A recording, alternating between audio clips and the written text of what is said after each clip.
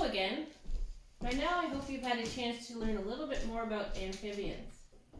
Did you find out what animals are amphibians? Were you able to find out what makes them belong to the same family? Well, we already met a couple of amphibians, our friends frog and toad. Another type of amphibian is a salamander, and another one is a newt. Now, what makes them all belong to the same family? One thing is that when they're babies, they're born in water and they have gills. Fish have gills as well. Animals that are born in water need gills to help them breathe. When the water goes through their gills, it helps them be able to breathe. But amphibians don't stay babies, and they don't have gills forever. When they get bigger, they trade their gills in for lungs. And then they can walk around on land like we can, and they breathe in oxygen like we do through their lungs. But they do like to live near water, so they have thin skin, and their skin needs to stay moist, especially when they're babies and they have to breathe through their gills. Another thing about amphibians is that they're cold-blooded. That means they don't have something inside them that helps them to warm up when they're cold or cool down when they're hot like we do. Their bodies don't really do that for them. They have to either be in the sun on a rock to warm up, or if they get too hot, they need to be near the water so they can hop in and cool down. So we've learned that as babies, they have gills, and as they get older, they get lungs, and they're cold-blooded. They're also vertebrates. That means they have a spine or bones down their back, like we do. So 3 qualities we've learned about amphibians. They're cold-blooded, they're vertebrates, and as babies they have gills, and adults they have lungs.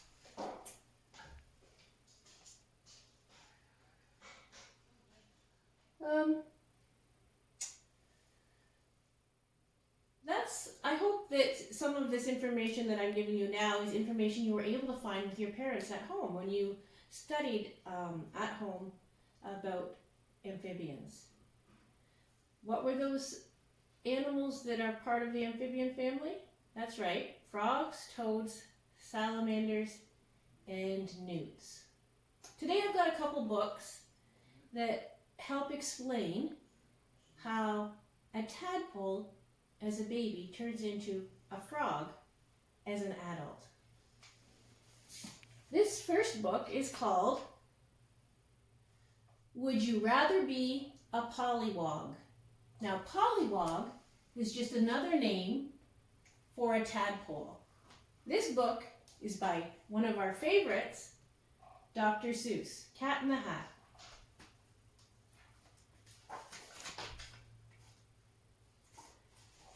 Who is sitting on that fallen log?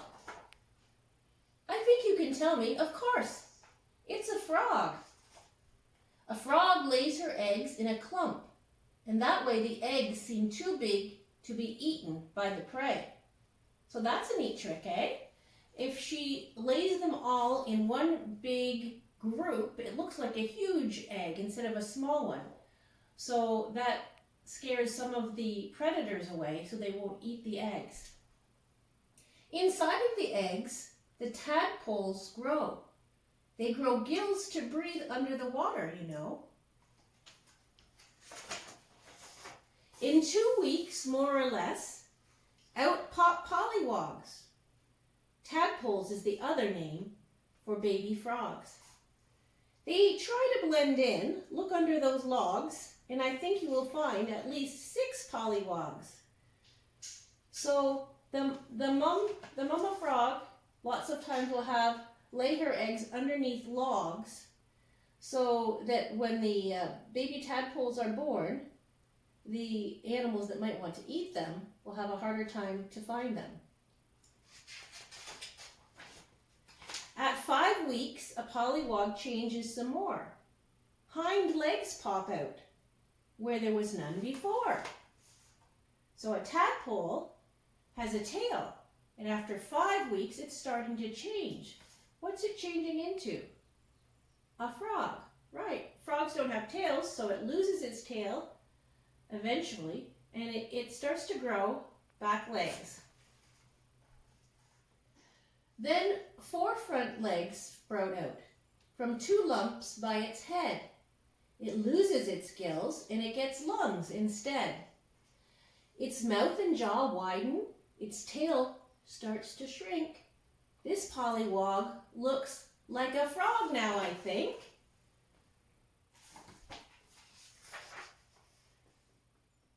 You may wonder what makes that loud croaking bellow. Bullfrog is the name of the loud croaking fellow. It puffs up and lets loose. It's the way bullfrogs say, "Don't try to eat me. I'm too big, stay away." Have you ever seen a frog puff its chest out when it makes that loud croaking noise? Well, that's its way of trying to seem bigger so no one will want to eat it. Now let's talk about another amphibian. You'll also find here something else rather cute. It's the amphibian that's known as a newt. So frogs, toads, and newts. We're going to talk about newts right now. An amphibian, just so you understand, lives part-time in the water and part-time on the land. Because remember, it doesn't have a thermostat inside it to make it warm when it's cold. So it needs to sit on a rock under the sun when it needs to warm up. And when it's hot, it needs to go into the water to cool down. The newt hides its eggs among the pond's weeds. Weeds offer protection that a little egg needs. So it hides the eggs in the weeds. When the egg hatches open, a larva swims out. That's a baby newt. It lives in the water and it swims all about. The larva gets bigger and turns into an eft. That's the red critter you see on the left.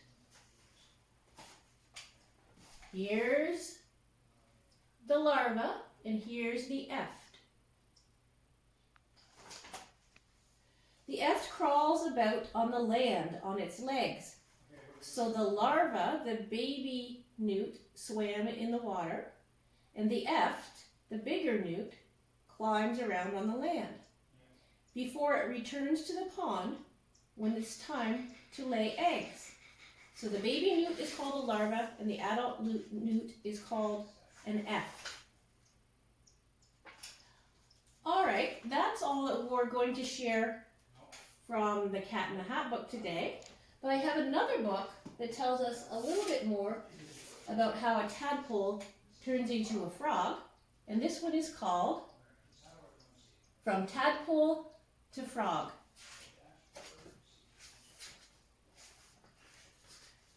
This is Frog Pond. But where are the frogs? When winter winds whistle, the frogs hide. They sleep at the bottom of the pond in the soft mud. What are they doing? Frogs hibernate in their hideaway all winter long. After the ice melts, flowers appear. Birds return, and pond creatures wake up. What time does that happen? In springtime, just like right now. Our world is starting to wake up. When I'm looking out on my lawn, the grass is starting to turn green. And I pulled some dead grass and leaves off of my flower bed, and there's tiny little shoots coming out. And baby animals are starting to be born. Well, that's when the frogs come out of the mud and start to come onto the land. Spring has arrived at Frog Pond. Here are the old frogs stretching their legs. Would you want to stretch your legs if you'd slept all winter? At night you hear ba-ba-room, ba-ba-room, ba-ba-room.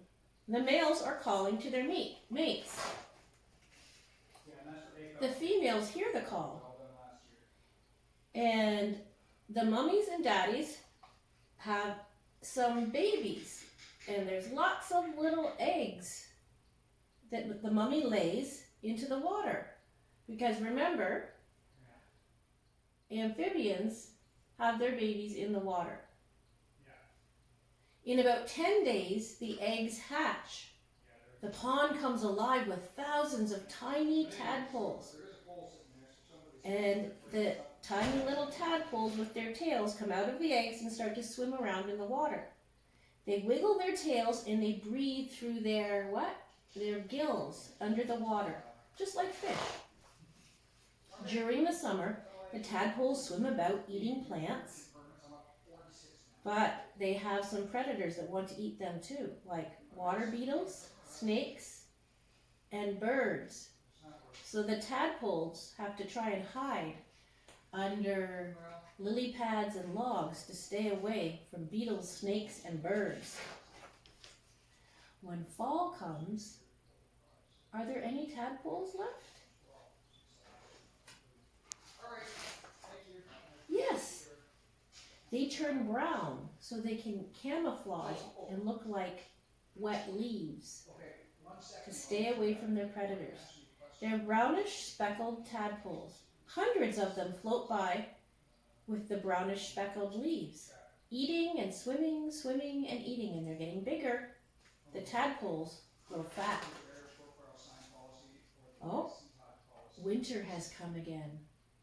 What do? The tadpoles haven't turned into frogs yet, but it's time to hibernate. So the tadpoles are going to move to the bottom of the pond. They do not eat, they do not move, they just sleep.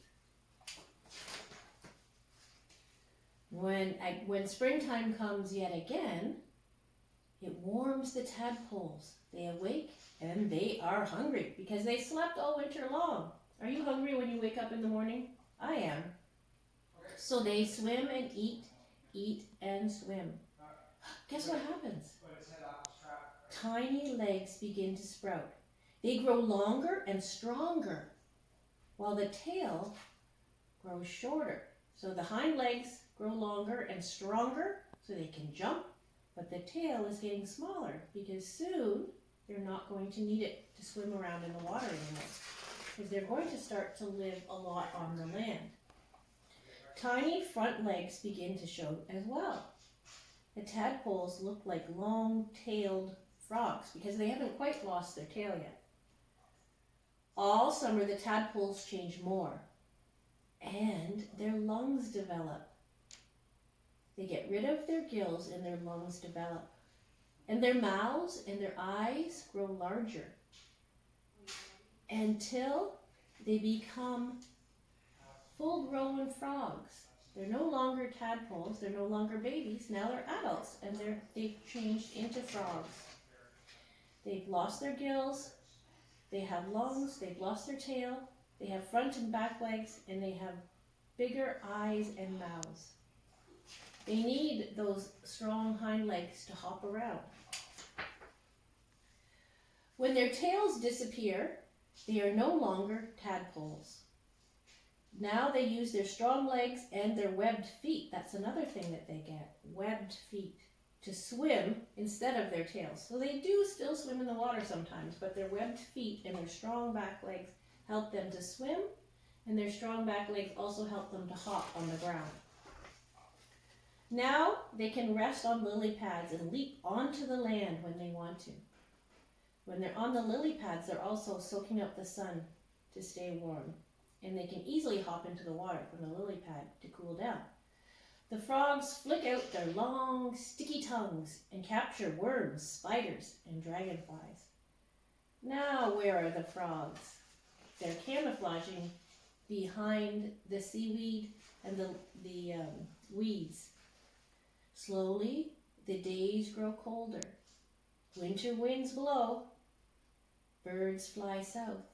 Once again, the pond creatures hibernate. But where are the frogs now?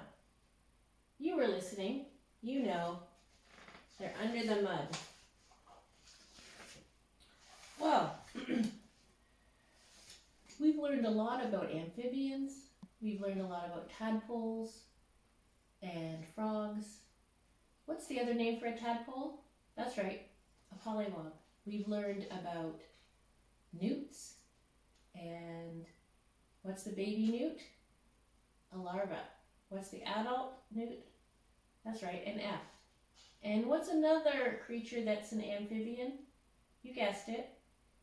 It's the salamander. I hope you've enjoyed learning about amphibians, and that's our science for this week, and that's our story time for this week. But I thought you might also like to have some craft ideas, and I know Noah Spears and Noah Cutler, when you came to learn about kindergarten last year, we made some frog rocks. You painted them green and put googly eyes on and cut some green legs out. Well, that's an idea that all of you could do at home. If you go outside into your yard, now that it's nice out, find a nice big rock, oval shaped if you can, but any rock will do as long as it's big enough. If you've got a green crayon or marker or some green paint at home, you can paint it green. Cut out some back legs and front legs. Draw on some big black eyes and make yourself a frog, a pet frog out of a rock. Some other ideas for fun rocks that don't have to be frogs. You could make a ladybug if you painted it black with red spots, and some googly eyes if you have them on the front. If you don't want to make an animal rock, you could just make a nice colorful rainbow rock with different stripes of colors, or a nice bright sun if you colored your rock yellow. Anyways, have fun, get outside, collect some rocks, and bring them inside and make them pretty. That's all for this week. Tomorrow or next week we'll have story time again. Bye for now.